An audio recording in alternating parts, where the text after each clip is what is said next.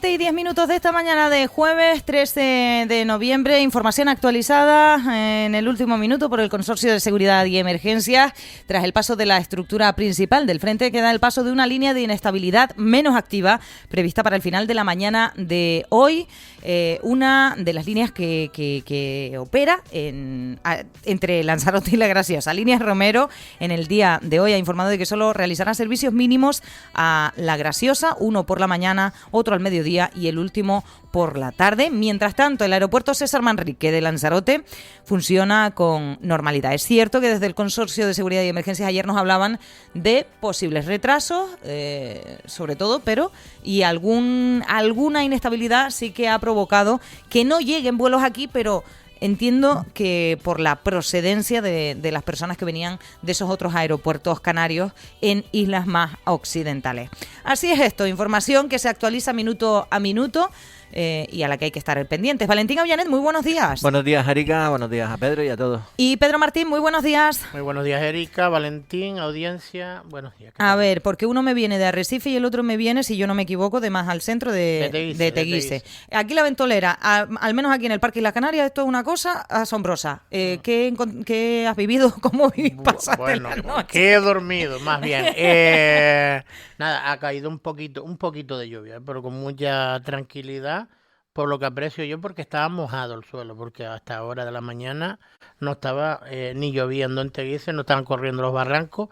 Por el momento está cayendo el agua con mucha tranquilidad, es lo que veo yo, observo, sin tener más conocimiento de nada. En Tahiti ni una gota, como es el dicho. Valentín, que me viene de aquí. De Maneje, yo vengo de Maneje, sí. Bueno, en Maneje ya ayer, había que llamar para que te trajesen los sacos de arena. En el ayuntamiento de Arrecife durante la tarde ya tenían problemas de abastecimiento de sacos, o sea que había bastante gente, pero vamos, que no se colocaban en general en todos los puntos que puedan ser conflictivos, sino solo aquellos vecinos que llamen y te los pongan. Lo digo porque yo llamé para mí, pero vamos, en donde yo vivo hay una esquina que eso siempre se convierte en una piscina, pues si hay lluvia, y entonces les pedí que pusieran un par de sacos más a los vecinos, y esta mañana porque los vecinos no lo habían pedido. Esta mañana me encuentro que me habían quitado uno ya de uno de los sacos a mí. Digo, desde luego, la solidaridad que poco... Encima que eres buen samaritano, ¿tú te crees? Y nada, y bajando aquí a Arrecife, he visto que ya hay muchas arquetas que están levantadas para, por si cae bastante agua, y además están con refuerzo, con unas especies de vallas pequeñas para que los coches lo tengan en cuenta, y después están cortadas las calles principales más conflictivas, que son la Portugal, Argentina, y todo esto, están cerradas al tráfico.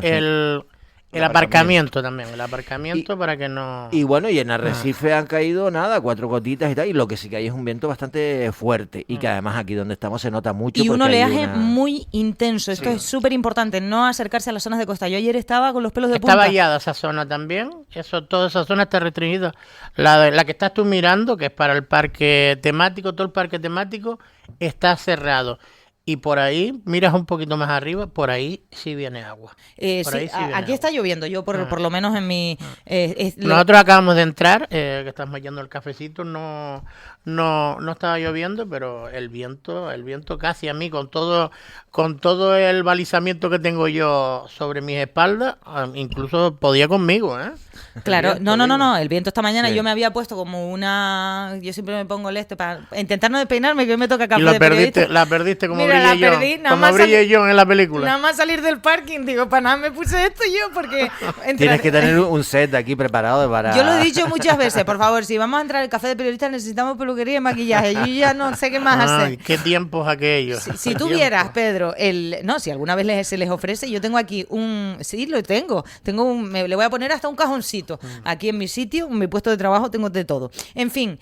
Suspensión de clases, como siempre, aquí hay yo lo comprendo, ¿vale? Yo comprendo que no todo el mundo tiene la disponibilidad para estar con los chiquillos tal, pero pues lo de siempre. A algunos agradecen que se supriman las clases, que no se suprimen, son telemáticas, se sigue dando clases de forma telemática, pero otros dicen que en sus tiempos habían tifones y de todo y ellos iban a clase y no pasaba nada. Entiendo que eran otros tiempos, ellos mismos lo dicen en la frase. Yo creo que en temas de este tipo, sobre todo con los más vulnerables que son los niños. Es que afortunadamente parece que no está habiendo nada por el momento y está todo controlado. Y para no estar controlado después de todo lo que ha habido de ayer a hoy, que es que prácticamente nos van informando al minuto, y creo que es positivo.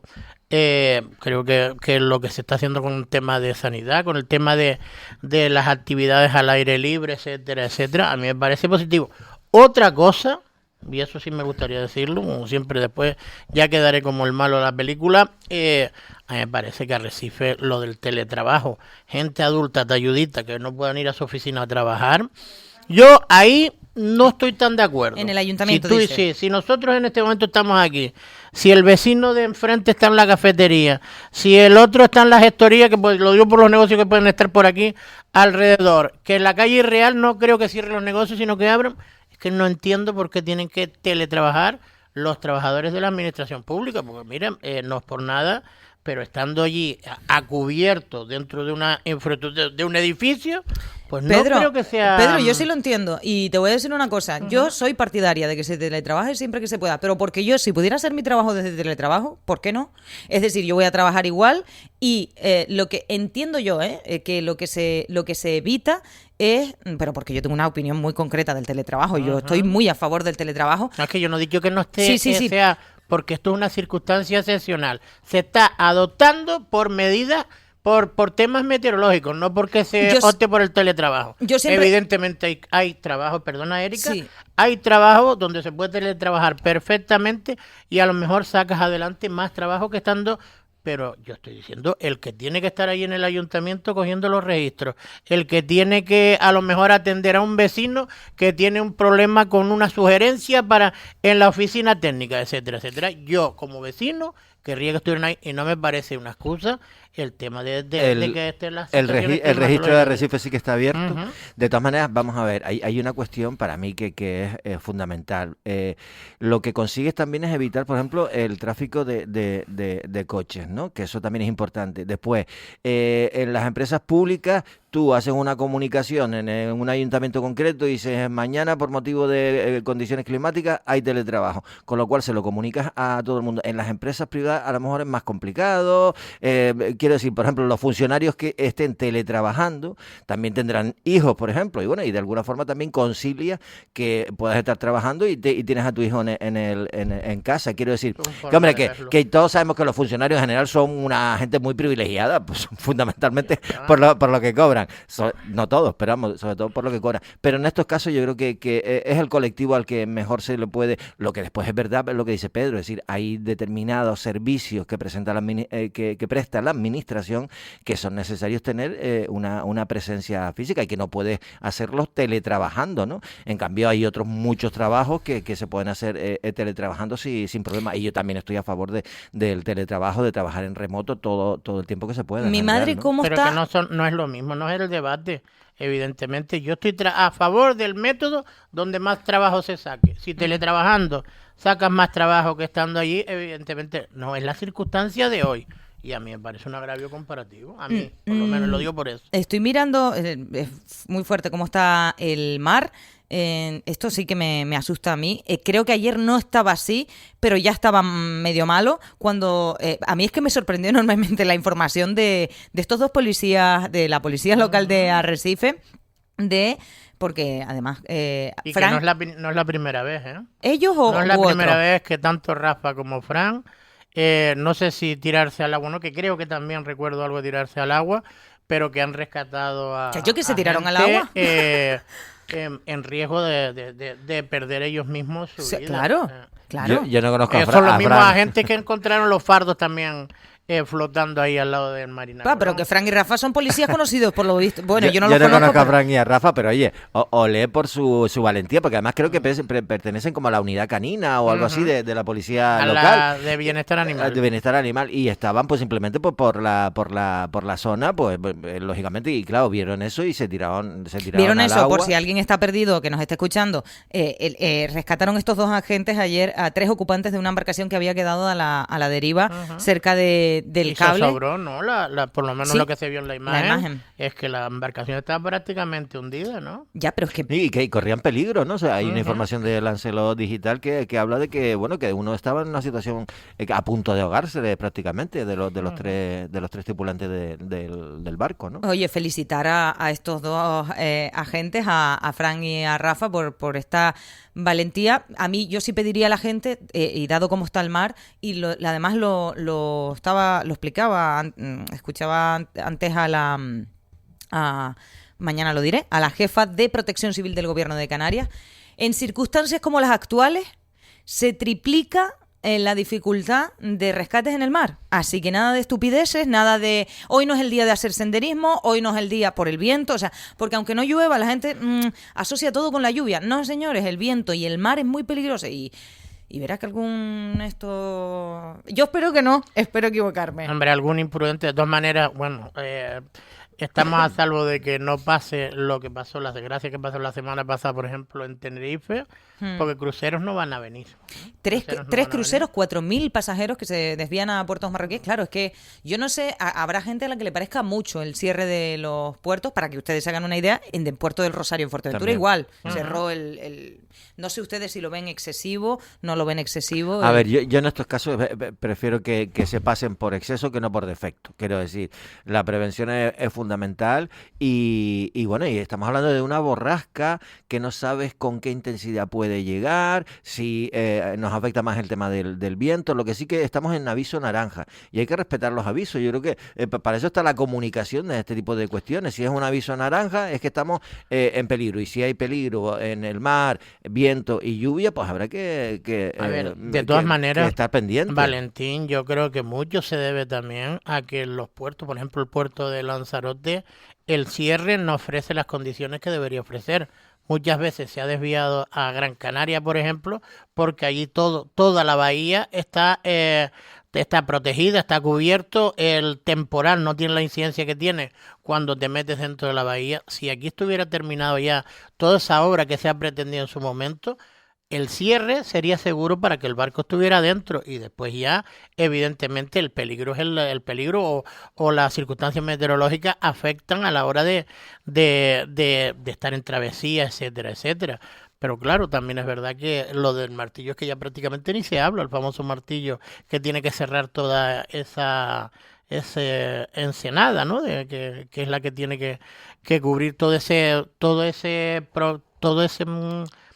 me saldrá todo lo que tiene que circunscribir el puerto Nao, con muelle de los Mármoles, etcétera, etcétera, y tener todo eso cerrado para que haya una seguridad en la operativa de los barcos. Pero bueno, es verdad que mientras no esté, mejor es prevenir que después lamentar. Pues mira, de este año hasta el 2029 no va a haber inversiones en el... ¿Te acuerdas que iban a hacer un martillo? El martillo se le Sí. perdió, las orejas y lo de golpear el martillo se le perdió. Sí, no, sí, a ver, si es necesario esa infraestructura, pues tendremos que exigirla, lógicamente. Uh-huh. Yo no sé si teniendo incluso esa infraestructura en estos casos de emergencia climatológica, incluso podrían o no hacer las operaciones de ataque. Se supone que sí, cuanto más seguridad tiene un puerto, es precisamente para evitar este tipo de cuestiones, ¿no? En cualquier caso es eso. Yo ante situaciones así creo que la prevención es lo mejor, ¿no? Hay varias informaciones, hoy parece que todo está relacionado con lo mismo.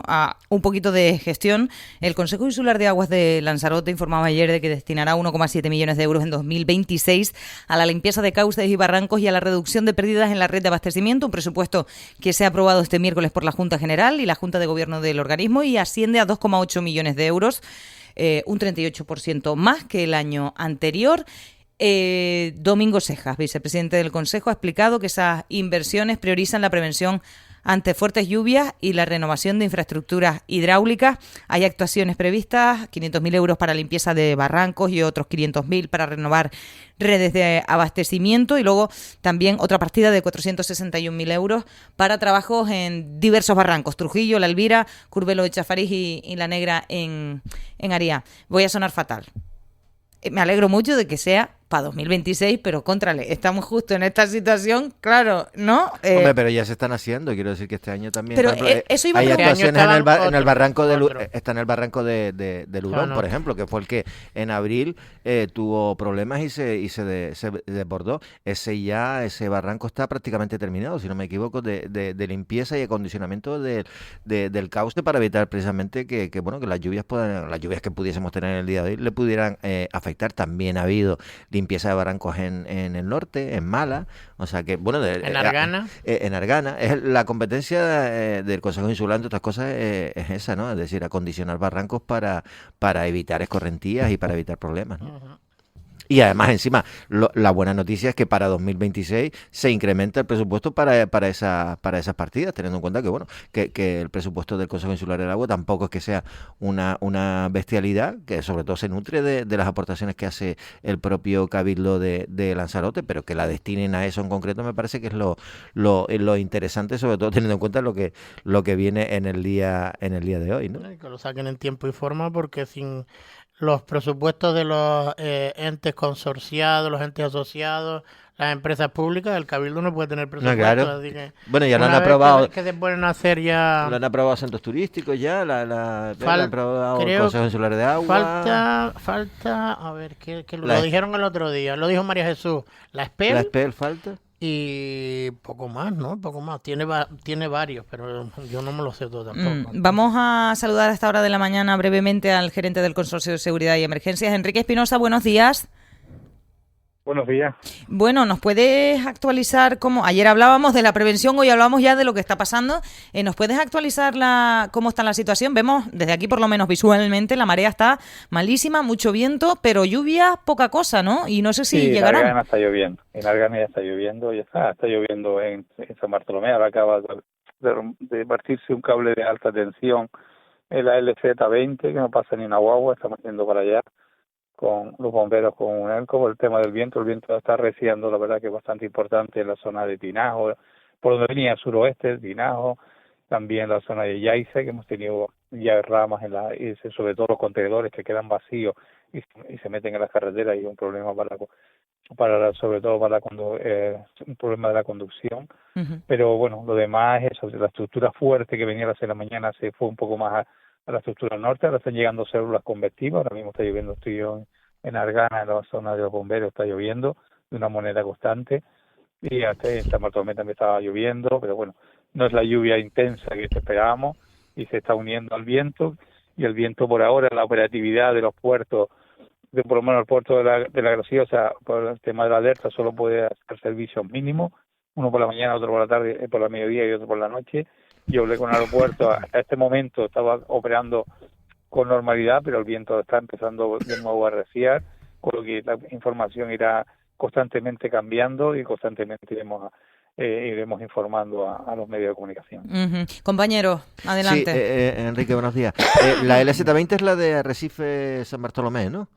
Sí, ahí hay un trozo que una persona que iba nos acaba de comunicar que el cable de alta tensión se había partido del viento y que una guagua no podía pasar, una guagua de línea regular, y estamos ahora mismo yendo para la zona, y también hemos activado también a lo que es a Endesa para que vaya, porque eso sí, ¿Se ha atascado el tráfico ahí? Sí, ahí no pasa. Ahora mismo la guagua no pasa. Si no pasa, hay retención. La Guardia Civil también ya está avisada. En ninguno de los sentidos, ¿no? En ninguno de los sentidos. Sí, no. Ahora mismo encima de esa carretera, menos mal que no hay colegio, porque si no se hubiera montado. Porque es la hora de entrada de todos de la gente yendo hacia los colegios, y hoy hemos reducido, la verdad, a no tener centros educativos abiertos.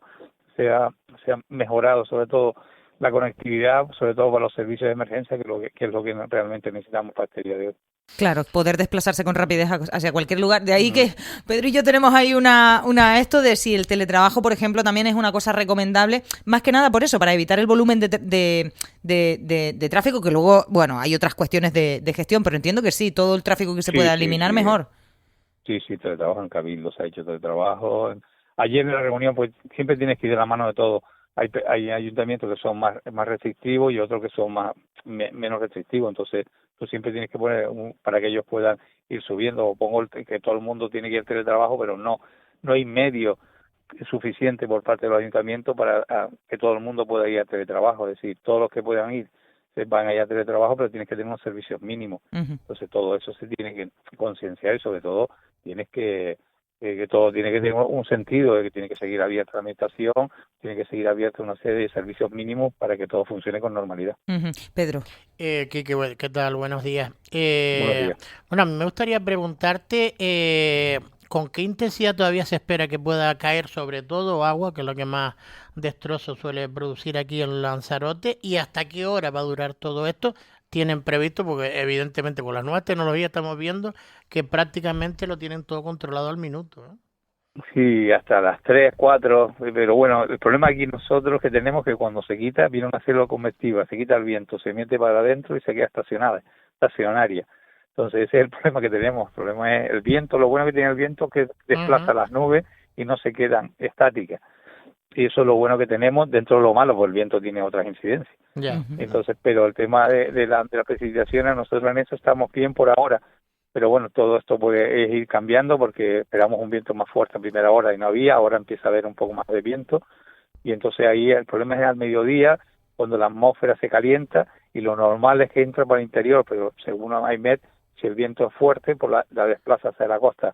Entonces ahora estamos valorando todo eso, haciendo un seguimiento activo, porque eso es lo que realmente nos hace daño. Pero de cantidad de agua aquí que más o menos se espera que caiga con un poquito de mayor intensidad, o por lo menos en mayor cantidad, porque esto está haciendo... Una araja son 30 litros, entonces en una hora, pero bueno, ellos es una araja con baja probabilidad. Yo pienso que 10, 15 litros podemos tener el día de hoy, pero en varios puntos a lo mejor no llueve de forma constante lo mismo, en Tinajo, en el interior, San Bartolomé está lloviendo, aquí en las zonas interior lloverá más que la zona de costa. Ahora mismo está lloviendo bastante bien aquí en Argana, pero a lo mejor en el centro de Arrecife no hay ni una gota.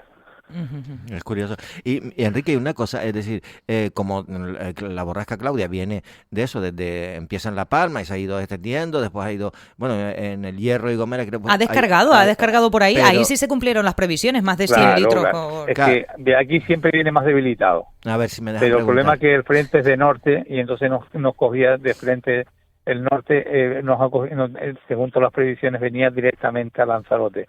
¿Qué pasa? Que sea la primera línea de borrasca, pues se ha ido mucho más al norte. Lo que esperábamos de tormenta se ha quedado en el mar, en la zona oeste, ha descargado la tormenta, pero bueno, ahora mismo te digo, está lloviendo bien aquí en Argana y empezamos a tener ya pequeñas incidencias que iremos a lo largo, empieza a llover, empezamos a tener incidencias. Vale, Enrique, lo que te quería preguntar es que, quiero decir, ¿se han cumplido las expectativas y las previsiones en torno a la virulencia que podía tener la borrasca en las islas occidentales y puede ser que venga más aplacada a Lanzarote o no? Yo no, como no tengo la bola de cristal, prefiero a las 3, a las 4 de la tarde decir Ya, que claro, sí, claro. que no, pero vamos a esperar porque es la hora que nos llega a nosotros, la línea era de 9 a 3, lo que tenía en naranja, todavía no hemos llegado ni a las 9, ya está lloviendo, entonces vamos a esperar, vamos a hacer, sobre todo esperar y ser optimistas para que caiga en el campo y que no caiga en la ciudad. Sí, eso porque es lo que queremos además... nosotros, eso es agua bendita. Claro, porque sobre todo el peligro de la lluvia, me refiero, el viento pues en toda la isla, pero el peligro de la lluvia es fundamentalmente en Arrecife. Ayer se movilizó, que incluso hubo hasta escasez casi de sacos de arena, aunque al final se consiguió, que a todos los vecinos que pedían ponérselos, pero ayer más o menos ya todo el mundo, quiero decir que la gente que se levante vea que a lo mejor no está lloviendo tanto y que se han cancelado las clases y tal, que tengan cuidadito porque la cosa puede todavía ponerse cruda durante la mañana, ¿no? Realmente AEMET ha puesto la alerta de 9 a 3. Claro. Lo que pasa es que estos son convectivas que van llegando y te van avisando, oye, que a las 6 te va a llegar algo, que es bastante importante porque está descargando en Gran Canaria, ha descargado, entonces ahora mismo está descargando esa que nosotros, una colita, pero que nosotros, a Canarias no ha llegado la borrasca, a nosotros nos ha llegado un frente asociado a esa borrasca. Si no llega la borrasca, nos vamos todos.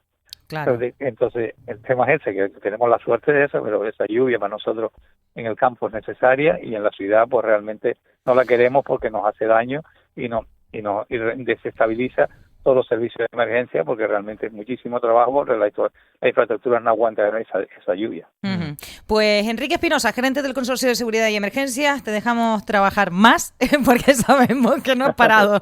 Muchas gracias por estar con nosotros, mucha prudencia, suerte hoy, gracias. Suerte, Buenos días a todos. Buena suerte a él y a todos los efectivos de emergencias, de seguridad, de todos los ayuntamientos, del consorcio, en fin. Y a nosotros, pues, prudencia y demás. Ayer te convenció, Pedro, no sé si te convenció, porque todos entramos con dudas, creo yo, al Café de Periodistas, hasta que llegó la consejera de Turismo del Gobierno de Canarias, Jessica de León, para hablar sobre la ya aprobación definitiva de la nueva ley que viene a regular el alquiler vacacional. Y ella trataba de explicar distintas dudas que se habían dado. Incluso reconocía ella, que eso, bueno, a mí me gusta que la gente reconozca cuando las cosas son realidades. Entonces, ella dice, yo comprendo la alta incertidumbre que hay, lo comprendo. Dice, pero también es verdad que hay cosas que han dificultado el acceso a la información por parte de los pequeños propietarios. No sé qué te pareció la entrevista. A mí me pareció muy interesante. Yo veo que ella tiene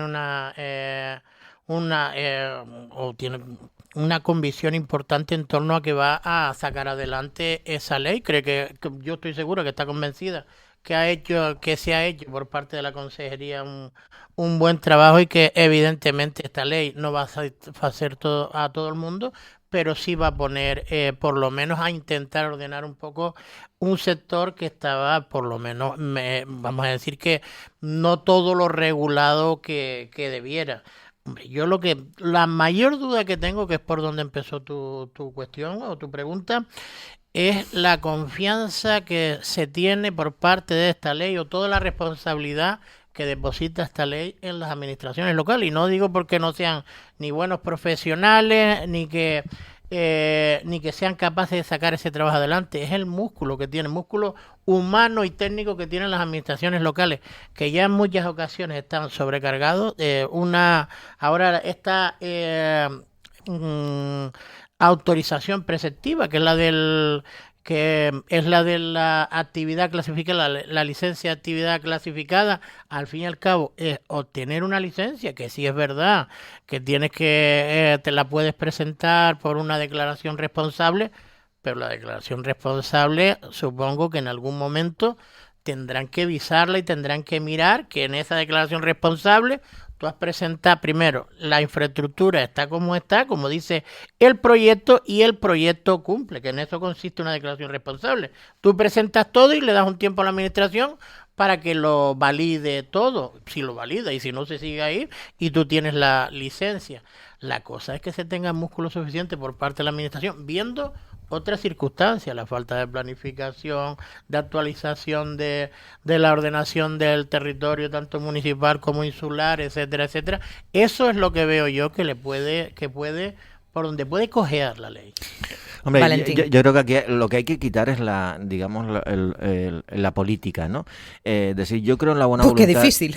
En la buena voluntad de la ley, ¿no? Lo que dijo, yo vi la entrevista a la consejera, dijo una cosa importante, es decir, hasta dentro de un mes probablemente no entra en vigor la ley. En este tiempo va a haber una coordinación entre el Gobierno de Canarias, Cabildo y los ayuntamientos para establecer efectivamente cómo se va a hacer ese control y esas inspecciones. El gobierno te va a dar hecho el trabajo de cuántas viviendas vacacionales hay en tu municipio, y a partir de ahí lógicamente tendrá que haber una inspección de si todo el mundo tiene la licencia de actividades clasificadas, que es el meollo de la cuestión. El meollo de la cuestión es la licencia de actividades clasificadas. El problema ¿cuál es? Que no la tiene casi nadie, a pesar de que en la declaración de voluntaria y responsable que presentaron en su momento, ya tenían que tener en cuenta que necesitaban una licencia de actividades clasificadas.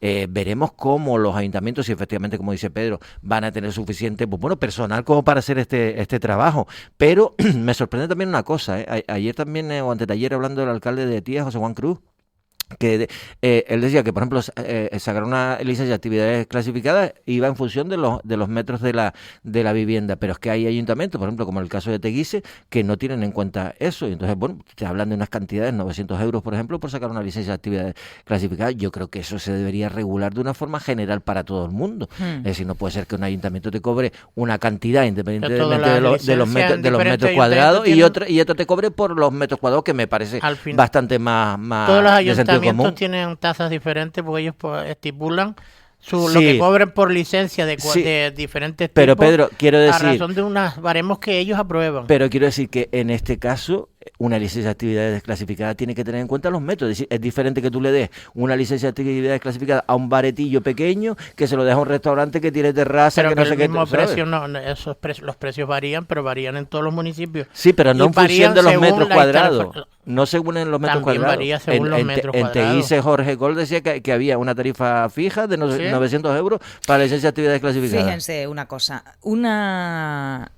cosa muy interesante y me pareció muy dura, la consejera, ella tendrá sus motivos, la consejera de Turismo del Gobierno de Canarias, Jessica de León, y precisamente a colación de lo que están diciendo.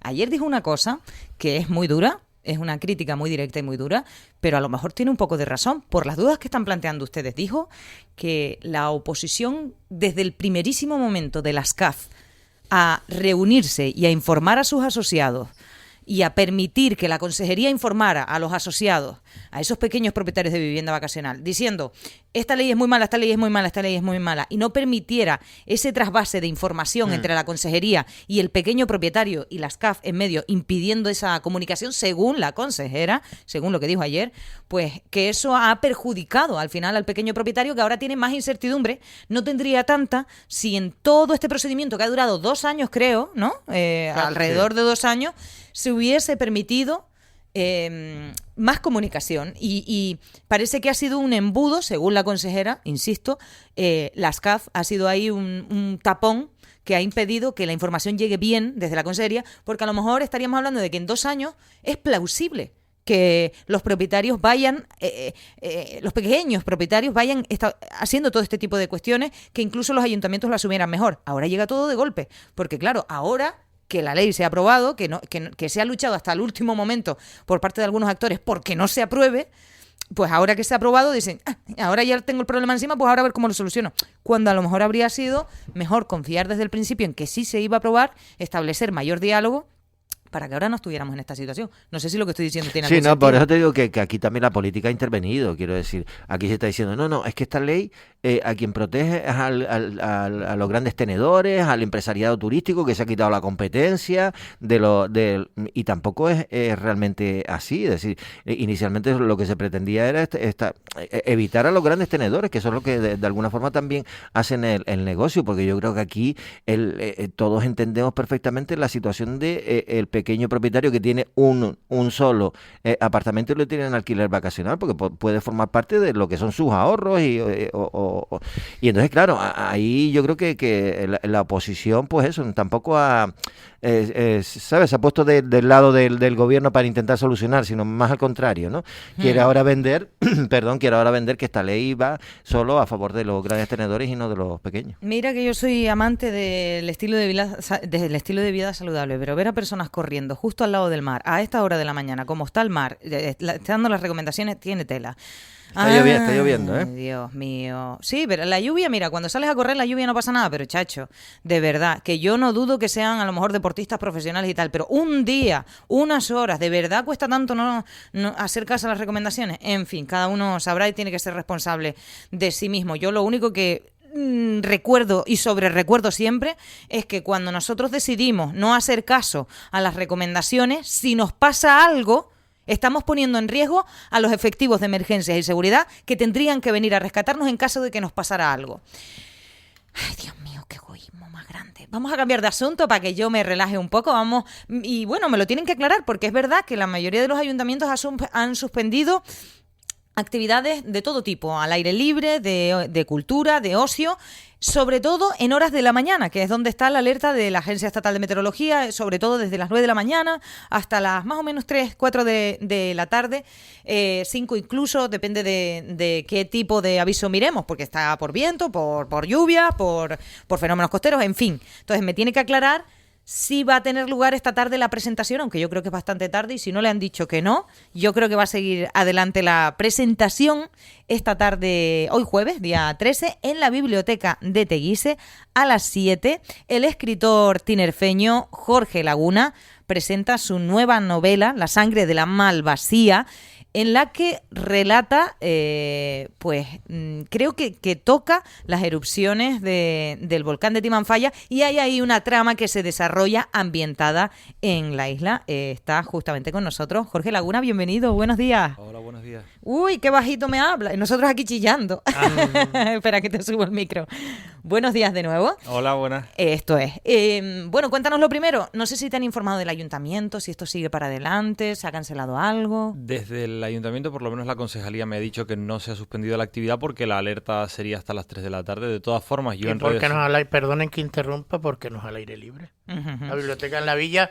somos medio de pueblo, pero tiene Perdón, techo. pero en Yaiza cerraron también Sí, temas en Yaiza. en espacios cerrados. Pero por eso lo decía, pero yo por informarme. Yo de todas formas en redes sociales iré poniendo las actualizaciones que haya por si se suspende la presentación finalmente o no. Uh-huh. Jorge, bueno, decía, vienes a presentar, creo que vienes expresamente a presentar esta novela, tu nueva novela, ya tienes unas cuantas, pero esta es la primera en la que hablas y ambientas la historia en Lanzarote. Cuéntanos un poco también de ti y de tu inquietud por escribir esta novela.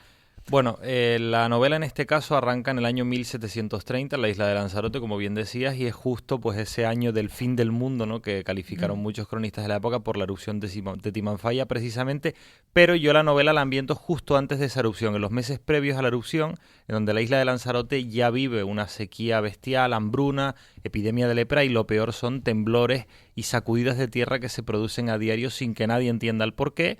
Un clima un poco preapocalíptico de lo que se vendría después, ¿no?, de esa erupción que arrasó la isla, y dentro de todo ese abandono que sienten los habitantes de Teguise, en este caso, que la historia está ambientada principalmente ahí, reciben la visita de un emisario real que viene desde Madrid para traer una noticia que podría cambiar la vida de todos, pero este hombre muere el día de su llegada a la isla. Y a partir de aquí, pues la historia sigue a una chica que se llama Yaiza, que es una ayudante de curandera y boticaria, que al ver el cadáver descubre que hay algo que no encaja. A partir de aquí se desarrolla pues una novela negra histórica que me permite hacer un retrato de la sociedad de Lanzarote en aquel momento, con sus diferentes estratos y desigualdades sociales, la esclavitud y bueno, la idiosincrasia del momento, justo antes de la erupción de Timanfaya. Bueno, pues aquí justamente, que no te he presentado a mis dos compañeros Valentín y Pedro justamente es de la villa de Teguise, así que... Un placer. Igualmente habrás escrito por lo menos cosas bonitas de mi pueblo. Yo por preguntar o por curiosidad, ¿por qué le surge esta inquietud? ¿Por qué le surge focalizar este tipo de historia a alguien que, por ejemplo, procede de Tenerife? ¿Cómo te surge a ti esta idea de centrarlo todo en la isla de Lanzarote y en Teguise concretamente?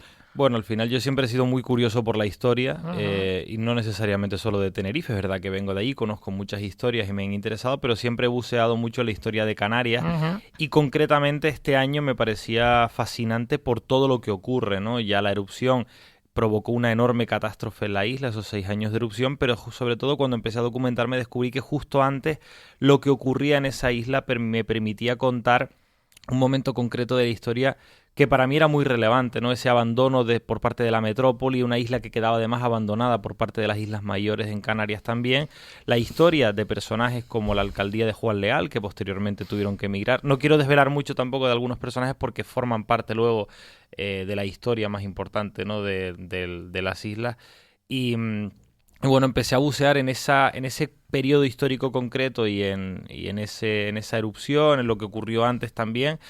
Y bueno, al principio uno entra en este tipo de cosas cuando se va a documentar, pues sin mucha intención, ¿no? Intentando ver qué hay, y luego la curiosidad te acaba llevando de ese iceberg a encontrar que en las profundidades hay muchísimo más, ¿no? Uy, Valentín, Sí, perdón. Me voy a Jorge, ¿qué dormir. tal? Buenos días. Yo creo que has hecho una sinopsis que a mí por lo menos me ha captado la atención como para leerme el libro, porque me parece muy interesante, porque además combinan dos cosas que me gustan mucho, ¿no? Un relato histórico y después, digamos, la novela o el suspense, la novela negra, ¿no? Te has documentado mucho de cómo era la sociedad en el siglo XVIII, cómo era Lanzarote en el siglo XVIII. Cuando tú escribes el libro, visualizas, ¿no? Esa sociedad, ¿cómo era para ti? Pues mira, muy buena pregunta, porque a mí también me ha sorprendido que, a diferencia de las otras dos novelas que he escrito, que se ambientan en unos escenarios que de alguna manera podrían ser algo más evocadores, la primera era la isla de La Palma y la segunda en Tenerife, al final era un periodo muy de grandes hacendados y de haciendas, evidentemente, y de terratenientes. En este caso yo descubrí que Lanzarote en el siglo XVIII era un lugar en el que ni siquiera los propios habitantes que mejor vivían bien, y mucha gente buscaba emigrar. Evidentemente la sequía y la hambruna tenían mucho que ver, el abandono que decía de la metrópolis era muy importante, y también pues que las desigualdades sociales provocadas sobre todo por la falta de agua, por la escasez, que será un gran motor en la novela, es decir, las reservas que hay en las maretas, en los aljibes, cómo se hace ese reparto, el no poder abrevar al ganado, el no poder alimentar a los hijos, y luego lo derivado que viene de eso, de la falta de salubridad y de agua, que son las enfermedades, ¿no? En un lugar asolado por las enfermedades, de manera que se vive una situación un poco de intento de supervivencia extrema, porque todo el mundo quiere luchar por el bien de su familia, ¿no? Entonces, a mí precisamente por eso, que lo que te comentaba antes, que me interesaba tanto el Teguise de ese momento, porque se ve una situación en la que tanto los pequeños empresarios como las grandes familias vinícolas, de ahí viene el tema de la malvasía, que al final hablo de algunas familias vinícolas de la época previo a Timanfaya y a los cultivos que había, incluso esas familias luchan por intentar llevarse su pequeña porción de agua, lo poco que pueden alcanzar, ¿no? Entonces, claro, al final el agua es el maná de la vida, entonces cuando hay escasez y todos tienen que luchar por ella, pues surgen este tipo de conflictos, ¿no? Un Mad Max ahí más o menos, ¿no? Sí, Pero con sí, el agua. sí. La verdad que me parece apasionante, y ahora seguimos indagando en las entrañas de lo que es la novela en sí. Digamos, si lo he entendido bien, podemos hablar de una novela de ficción, la historia que se cuenta es ficción, pero todo el entorno es real. Te has documentado muy bien para hacerlo. Esto es así, ¿no? Sí, sí, así es. Al final, bueno, cuando uno escribe una novela siempre hay elementos que tiene que recrear. También, sobre todo, teniendo en cuenta, pues, darle más ritmo a la historia, darle... bueno, un poco más de empaque, ¿no? Porque a veces la realidad pues tiene momentos aburridos, y es lo que uno intenta quitar en la novela, ¿no? Que todo tenga cierto ritmo, un increscendo, y que haya, bueno, un tema de generar unas expectativas que luego se vayan a resolver. Yo lo que sí he ahondado mucho es, sobre todo en esa época, en los personajes, que algunos sí son reales y otros podrían haberlo sido, porque al final pues tomo como referencia cómo eran los franciscanos, por ejemplo, en aquel momento de Lanzarote, cómo eran esas curanderas o esas mujeres que ejercían la medicina de forma clandestina, cómo eran las familias del vino, ¿no? Para que todo eso me permita generar este retrato.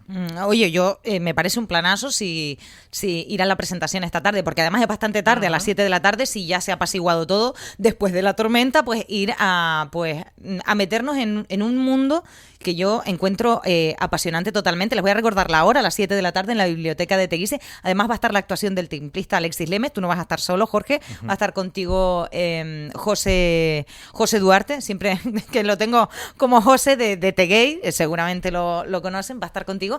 Pero a mí sí me gustaría, lo que se pueda, porque una persona siempre es un mundo, que nos hablaras de ti, de Jorge Laguna, como persona, como escritor. No sé si te dedicas en exclusiva a la escritura o es tu, digamos, actividad secundaria. Cuéntanos, háblanos un poco de ti para que la gente te conozca un poco más. Bueno, pues yo me llamo Jorge Laguna, tengo 31 años ahora mismo, y yo me formé como periodista y como comunicador audiovisual, y luego me especialicé en el mundo del guión. Llevo 10 años trabajando como guionista, principalmente en Madrid, para series de televisión, documentales, largometrajes. ¿Por ejemplo? Pues mi primer crédito fue en Brigada Costa del Sol, una serie que hicimos con Warner Bros. Para Netflix y Telecinco. Luego estuve en un documental... La de los hombres de Paco, ¿no? La protagonizaba el de los hombres de Paco, exacto. ¿cómo se llama? No Hugo Silva. Hugo sí, Silva. Ahí está. Pues ese fue mi primer gran trabajo como guionista que sale a la luz, porque luego gran parte del oficio del guionista lo que tiene que ver es con desarrollar proyectos que no se llevan a cabo.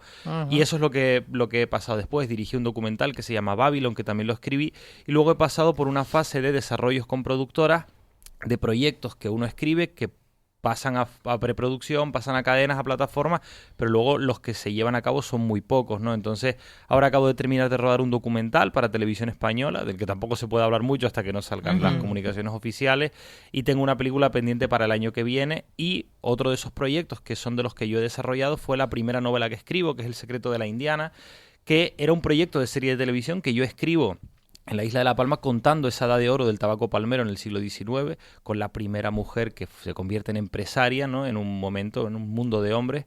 Y ese proyecto de televisión no se pudo llevar a cabo por la pandemia y decidí convertirlo como novela. Y a partir de ahí me he reconvertido también como novelista. Entonces combino esos dos oficios, el de guionista y el de novelista, porque al final ese camino me ha encantado y me gustaría seguir quedándome aquí. ¿Y cómo ha sido la acogida de tus dos primeras novelas? Y no sé si la tercera ya está a la venta o ¿sabes? La presentación oficial, ¿dónde la podemos conseguir? Sí, las dos primeras novelas han ido muy bien, la verdad. Al final estoy con una editorial que también le ha dado un gran apoyo, como es Penguin Random House. El sello es Suma de Letras. La primera ya va por 4 ediciones más el bolsillo, la segunda también ha funcionado muy bien y en esta ya llevamos segunda edición en un mes que salió a la venta, así que bueno, muy contento. Se está vendiendo también mucho en el resto de España, no solo en Canarias, y bueno, de momento la acogida es muy buena. Compañeros, no sé si tienen más, es que yo sí tengo más dudas. Has hecho unos apuntes de La sangre de la Malvasía, que es el libro que se presenta hoy, pero es que ha hecho un apunte de la Indiana con la época del tabaco en La Palma, que ya me dan ganas de leer esa. Y dame otro apunte de la otra novela que tienes y así las compramos las tres. Pues mira, la segunda novela que publiqué se llama La huésped de la Casa Amarilla y transcurre inicialmente en la isla de Tenerife en 1940. La guerra civil acaba de terminar, Canarias está pasando un periodo de miseria y las Islas Canarias reciben la visita de una antropóloga nazi, una mujer, esto es una historia real, un personaje real, a la que Hitler envía a Canarias para llevar a cabo una investigación secreta.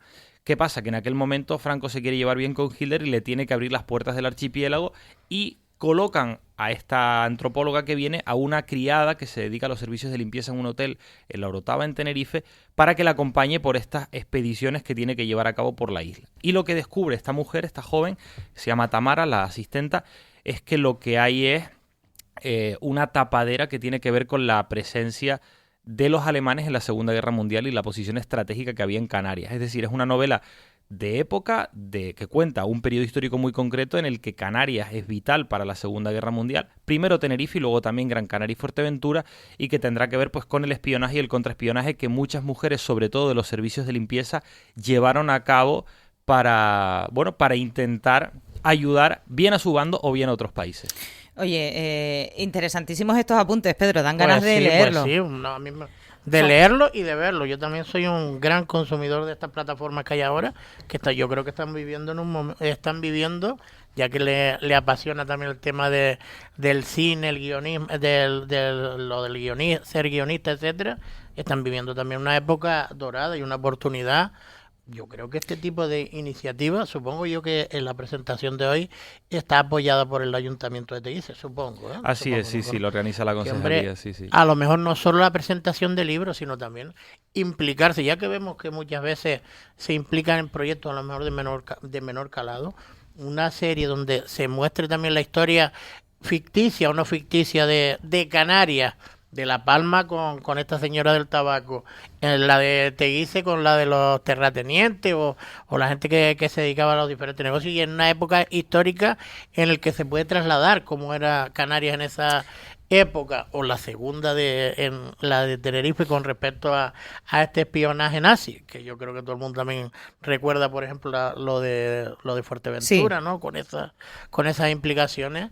Yo creo que podría servir primero como para conocer también la historia de Canarias hacia la gente, hacia también los mismos canarios, digo, hacia el exterior, y después para algo de entretenimiento, ¿no? Pues sí. Me parecería muy interesante. Con el auge audiovisual que hay ahora mismo en Canarias, Jorge Laguna, que es guionista, ha sido guionista y es guionista, escritor, pues dar el salto ese a director, no sé si lo has planteado, si te lo planteas, Hombre, a mí me gusta mucho dirigir y también dirijo algunos proyectos, sobre todo de documental. Me gusta mucho más la escritura, evidentemente. Pues también pues estoy un poco más resguardado yo en mi casa. Al final, cuando uno escribe en el papel todo cabe, y luego cuando llegas al rodaje todo se acaba complicando mucho más.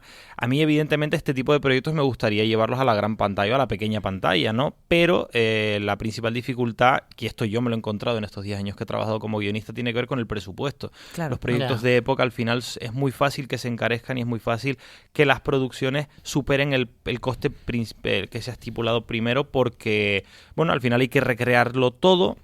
Y sobre todo hay que intentar que esa recreación que tú hagas no se vea falsa, ¿no? Que eso es lo más complicado. No se trata simplemente de tener un presupuesto, sino de que ese presupuesto sea vistoso, ¿no? De tener los suficientes figurantes, de ser capaz de borrar gran parte de las manchas que tenemos en las calles, sobre todo los exteriores, dan mucho problema, pues, por el tejido de la luz, del agua, de los alcantarillados, de muchísimos elementos que no nos damos cuenta a lo mejor en el día a día, porque vemos a lo mejor las calles de Teguise y es verdad que parece un retrato de esa época, ¿no? Ajá. Pero cuando empiezas a mirar un poquito con lupa te das cuenta de que hay alcantarillas, de que hay farolas. Bueno, de que... alcantarillas en Teguise no hay, se los garantizo. Seguimos con los pozos negros, pero sí hay arquetas y todo eso. Exacto, luego hay muchos eso elementos que tienes que borrar y que eso suele ser muy costoso, ¿no? También. Entonces, bueno, si se puede llevar a cabo, bienvenido sea, yo encantado. Claro, pero que las perrillas hay que buscarlas. Exacto, Oye, exacto. Por eso decía que no sé, que es un momento adecuado para que el gobierno de Canarias, Cabildo de Lanzarote, aquí vemos como centros turísticos apoya muchas iniciativas. Ahora Sí. yo qué sé, a mí me encantaría ver una serie de ese tipo ambientada en cosas que conoces tú. A ver, cuando se grabó aquí Mararía, que esto fue un boom. Toda la isla hablaba de Mararía. Claro. Todavía se habla a día de hoy. Por eso. Oye, ¿y Jorge Laguna tiene pensada alguna novela ambientada en Fuerteventura? Yo es que soy majorera.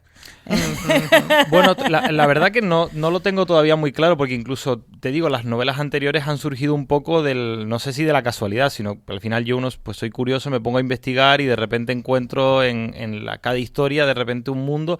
Pero sí estuve, por ejemplo, hace tiempo documentándome para hablar de la historia de Unamuno en la isla de Fuerteventura, por ejemplo. Lo que pasa es que luego son proyectos a lo mejor que yo tengo, no te diría que enterrados, pero sí que muchas veces los acabo aparcando porque a lo mejor pienso que da más para un documental, pienso que puede dar más para otro tipo de proyecto. Entonces, bueno, yo empiezo a bucear en una historia y al final, no sé si al final la llevo ahora, más adelante, o en otro formato, ¿no? Como te decía. Claro, pues te deseo muchísima suerte, Muchas todo el gracias. éxito del mundo con La sangre de la Malvasía. Si le pudiéramos dejar un titular a la gente, después de leer el libro, ¿tú qué crees que siente el lector? ¿Con qué conclusión o titular se puede quedar el lector después de leer La sangre de la Malvasía? Pues mira, te doy un titular, lo que pasa es que tengo que explicártelo brevemente. Para mí es una novela sobre la mentira. Porque para mí es muy importante a la hora de escribir un libro, de contar una historia, de tener un tema, ¿no? Tener algo de lo que quieres hablar, tener claro lo que quieres contar. Y yo cuando empecé a documentarme la historia de Lanzarote en este momento me di cuenta de que mucha documentación se contradecía lo que se contaba de unos personajes tanto en un lado como en otro de la historia. Entonces lo que me di cuenta es de que es un proceso que históricamente nos ha ocurrido con todo. Y yo lo he visto mucho en algunas cosas que han ocurrido en la isla de Tenerife también y en otros lugares. En donde muchas veces la historia depende de la manera en la que esté contada y depende de los historiadores que la narren, ¿no? Y hay muchos hechos que se omiten.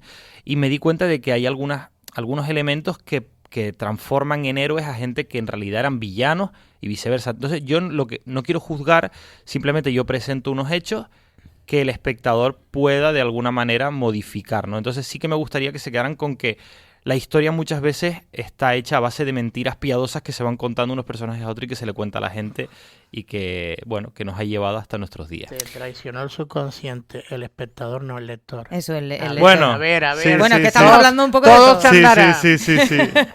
Estamos hablando Sí. un poco de todo. Oye, pues muchísimo éxito. Gracias por estar con nosotros, por acercarte hasta la radio a presentarnos tu nueva novela, La sangre de la Malvasía, aunque todas son muy recomendables. Yo ya Sí, la verdad me que muy interesante. lo apunto en pendientes, pero esta tarde tenemos una cita a las 7 de la tarde, cuando pase todo este temporal, con Jorge Laguna en la biblioteca de Teguise. También estará el timplista Alexis Leme, José Duarte acompañándote, estará por allí. Así que un placer, Muchísimas gracias. Gracias. Mucha suerte. Y gracias a ti también, Pedro Martín. A ti. Porque siempre tengo buena suerte. Ven conmigo a dar un paseo por el